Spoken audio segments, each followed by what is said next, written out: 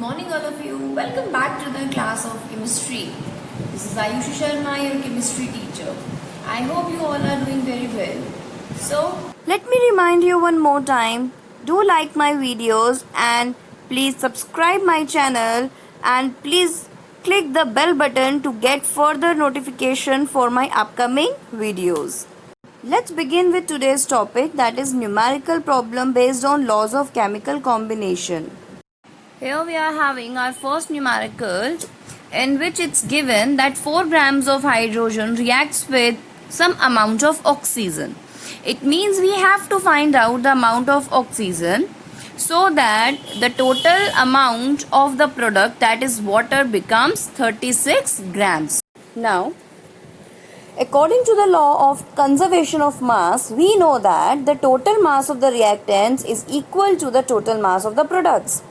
So here we are having hydrogen and oxygen as reactants and water as product. So in order to solve this numerical, we have to assume the mass of oxygen as X. Now, according to the law, the total mass of hydrogen and oxygen is equal to the total mass of water, that is 36 grams. So here we are having the equation 4 plus X is equals to 36 grams. So after solving this equation, we will get 32 grams as the mass of oxygen. So it means the 32 grams of oxygen will react with 4 grams of hydrogen to form 36 grams of water. Numerical number 2. The same problem we are having here. Here the mass of magnesium is given, okay, and the mass of air, that means oxygen you have to find out, and the total mass of the product, that is magnesium oxide, is given 0.1618 grams. So again, what we need to find out? Mass of oxygen. So again, according to the law, the total mass of the reactant is equal to total mass of product. And here we are having our reactants as magnesium and oxygen. Again, you have to assume the mass of oxygen as X. Now, the product side we are having magnesium oxide whose mass is given, that is 0.1618 grams. So again we need to solve the equation, that is 0.0976 plus X is equal to 0.1618 gram, and on solving we will be getting the value of X, that is mass of oxygen, and it becomes 0.0642 grams. I hope you have understood this numerical as well. Now let's start revising the numerical problem based on law of constant proportion. In this numerical, the formation of copper oxide is given in 2 different ways. In the first experiment, 1.288 gram of copper oxide is formed from 1.03 grams of copper. And in the second experiment, it is given that 3.672 gram of copper oxide is formed from 2.938 grams of copper. So in this question, there are 2 different ways given in which copper oxide is formed, and in both the reaction the masses of copper oxide and copper are given. So we have to verify the law of constant proportion. And how can we verify the law? By showing that in both the experiments the mass ratio of copper and oxygen is same. So let's have a look on the solution of the numerical first of all. Now let's start with the solution of the numerical. As I have already told you, what we need to prove in the numerical, that in both the experiments the ratio of copper and oxygen should be same. Let's begin with the solution. Okay.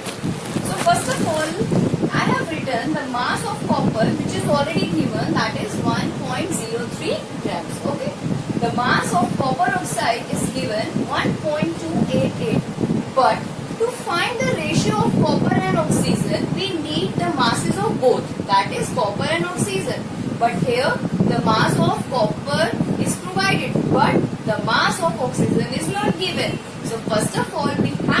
find out the mass of oxygen. And how can we find out the mass of oxygen?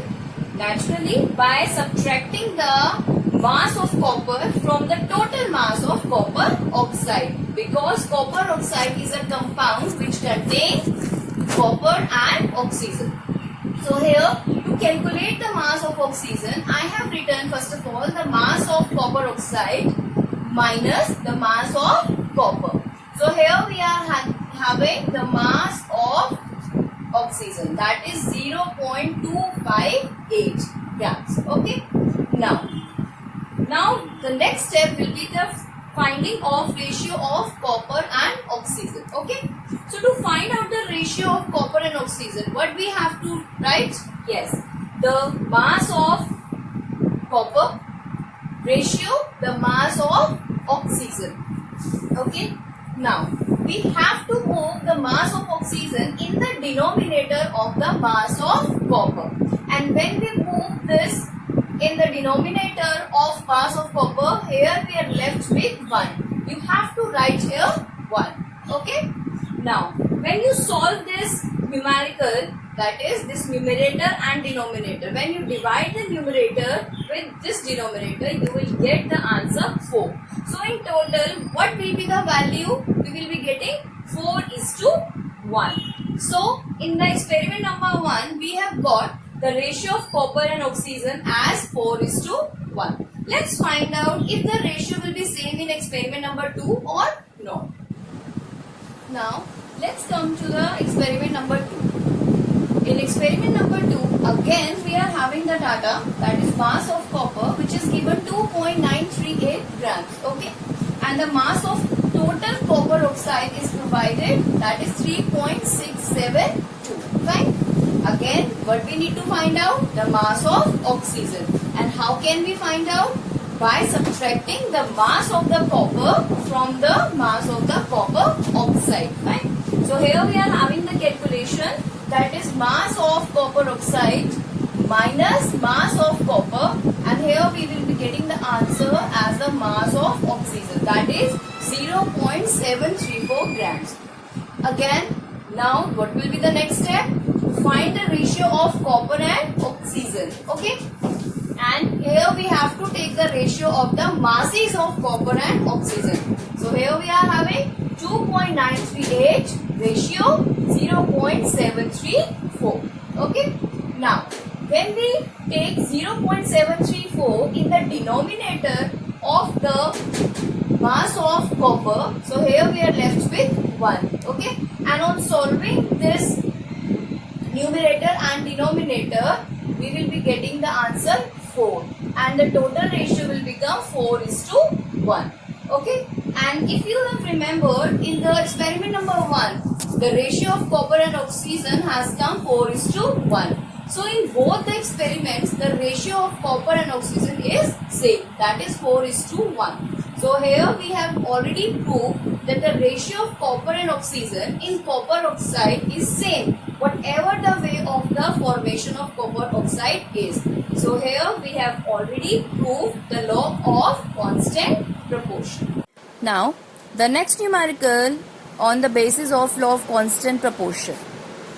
Here in this numerical, we are having the sample of the compound which is made up of oxygen and boron. Okay, and this compound has the weight 0.24 grams. It means the total mass of the product we are having 0.24 grams. Okay, now here it is given that 0.096 grams of boron is reacting with 0.144 gram of oxygen.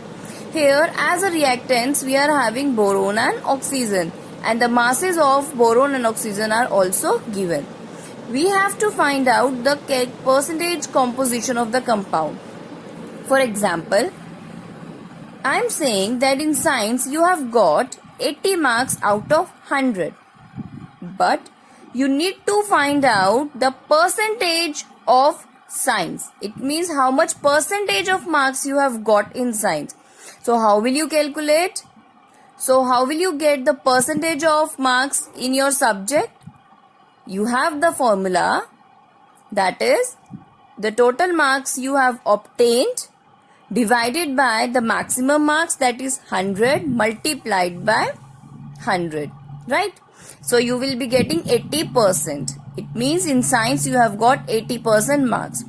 In the same way, we have to find out that in the compound of boron, how much percentage of oxygen and boron is present, right? Masses we know, but we have to find out the percentage of these two elements in a compound. So first of all, we have to take a look on the mass of boron. So mass of boron is given, that is 0.096. Afterwards, the total mass of the compound is 0.24. So how will you calculate the percentage of boron? The mass of boron divided by the total mass multiplied by 100. And when you solve it, you will be getting 40%. That means in 100% of compound, 40% boron is present. Okay. Now, next we are having for oxygen. The mass of oxygen is given 0.144 grams. Then mass of compound 0.24 grams it is given. So that the percentage of oxygen will be mass of oxygen divided by total mass of the compound multiplied by 100. And when you solve it, you will be getting the percentage 60%. It means out of 100% of the compound, 60% oxygen is present. And if you will be adding 60% plus 40%, the total percentage becomes 100% of the compound. I hope you have understood the numerical problem based on laws of chemical combination.